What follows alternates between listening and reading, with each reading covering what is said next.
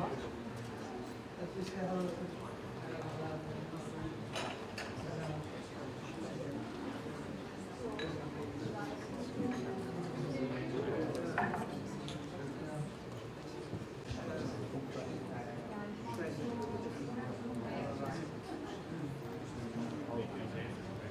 on the global economy as well. I do want to say that today, Deputy Prime Minister, we have questions. It's fair to say this is extraordinary times for and encourage all of those in this room to do so as well. Let me just frame a few. Given the size of our two economies, we believe that that is not fully representative of the potential of our economic relations. Employ nearly 100,000 folks in Turkey. That's a lot of jobs, because when we have a strong partnership is critical.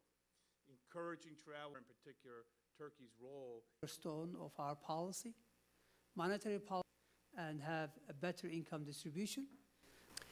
A tax reform is in the pipeline to help simplify tax code, broaden the tax base, and help reduce our reliance on indirect taxes. I mean, I can go on and on. Certainly over the next 12 months, you're going to see more of this, not only in the form of plans, but actually being implemented. Now, I know all of these sounds like, okay, but we can't travel to Turkey, kind of like mood. First of all, cheer up. This is a temporary, undesired dispute. It's overblown. We're actually quite surprised by the US State Department's response to what would be considered as a routine investigation.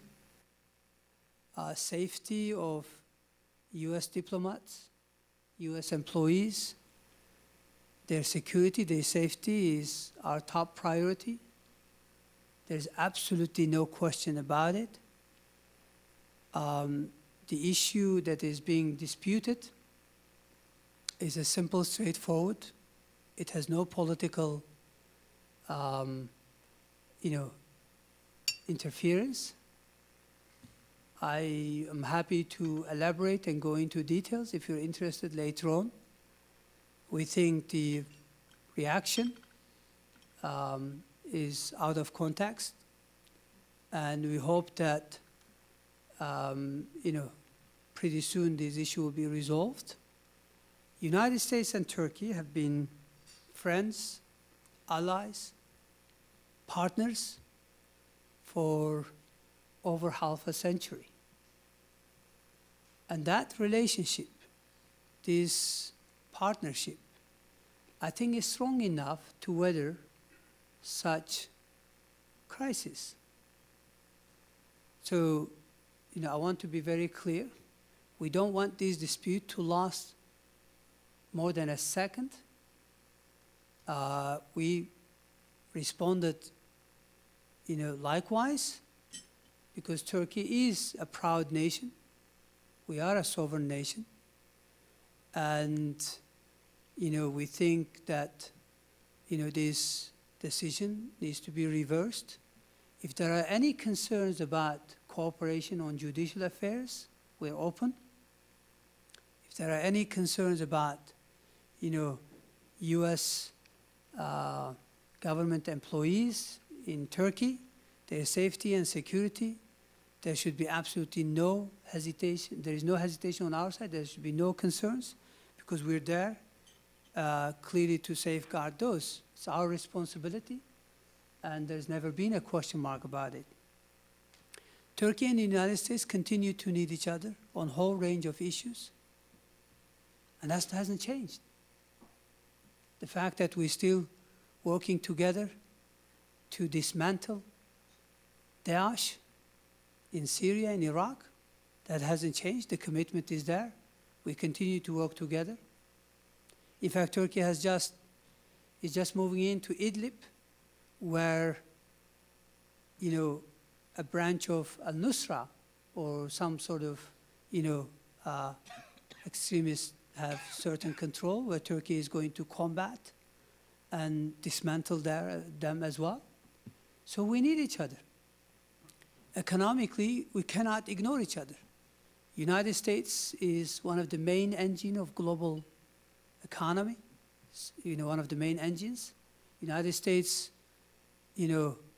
is world's largest economy.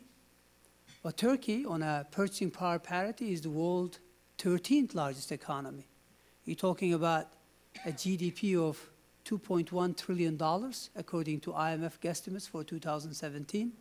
That makes Turkey the 13th largest economy on a PPP basis and the 5th largest in Europe. How can you ignore it? And more importantly, it's not about where we are today, is where we had it from here.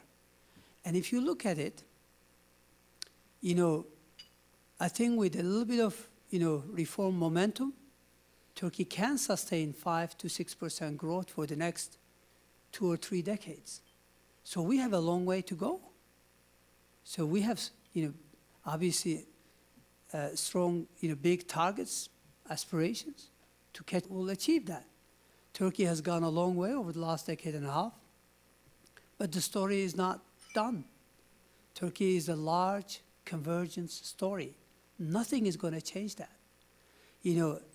A failed, a coup attempt or, failed states in our neighborhood has not changed.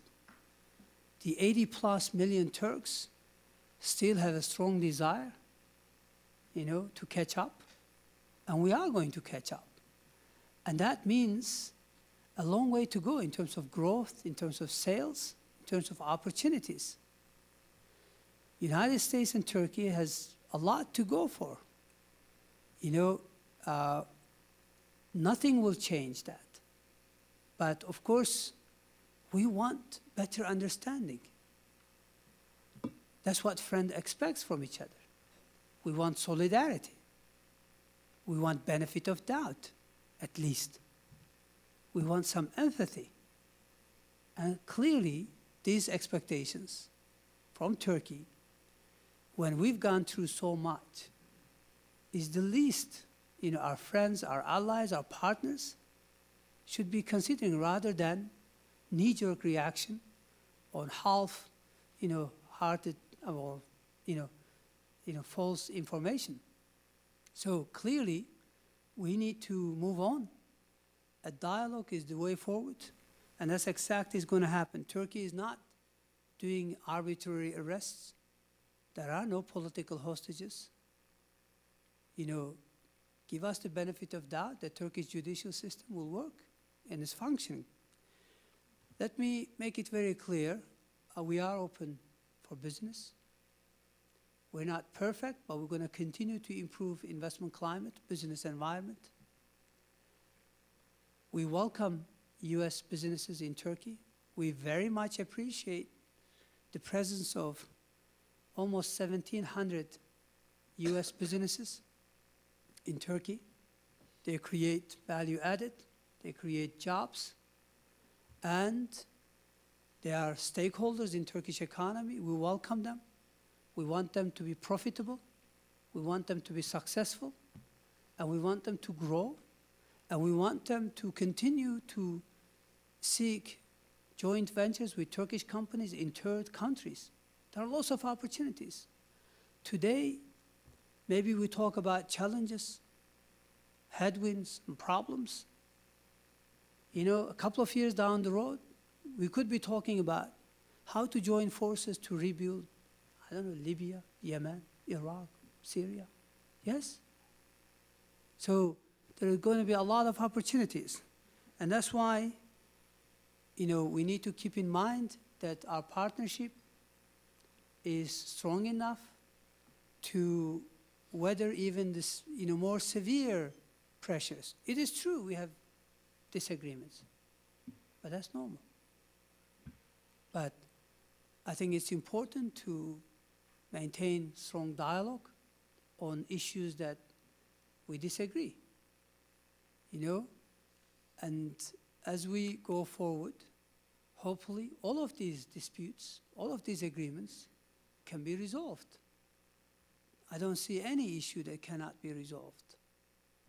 But clearly, it requires, better understanding, better dialogue, better communication. So I said I'll be brief. I better, end my, statement here, but I just want to make it clear that you're welcome. Hopefully this latest, issue or problem, visa problem, will be resolved soon. We don't want it to last more than a second that is needed, and we want our friends here to, tell us what their concerns are, and then we can move on. And I'm optimistic that that's going to be the case. Prime Minister has been very clear. Even this morning, he said that United States and Turkey are, allies, and we want this dispute to be resolved as soon as possible. And my government is committed to, expanding, deepening, broadening relationship. And I think there is, huge upside if we can do that. $20 billion of trade volume, as Myron, said, is really, it suggests that there is huge upside. Suggests that, we are well under, kind of like operating under capacity. So hopefully we'll move on. And once again, thank you very much for joining us, and thank you for hosting us. And I'm looking forward to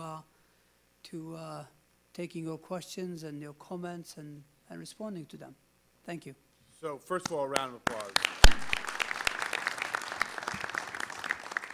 I know we're going to let the media go now. I would just say thank you for being here to the press. Deputy Prime Minister, I'm going to turn this over in a second to Ali Bey and to Kush to chair this. I think the mood here in Washington among the ministers who are coming in to meet is more upbeat. Clearly for us, like you, getting tax reform. Now the scale of this hasn't been undertaken in the United States since 1980. Alaturkaonline.com, the first Turkish newspaper in the US.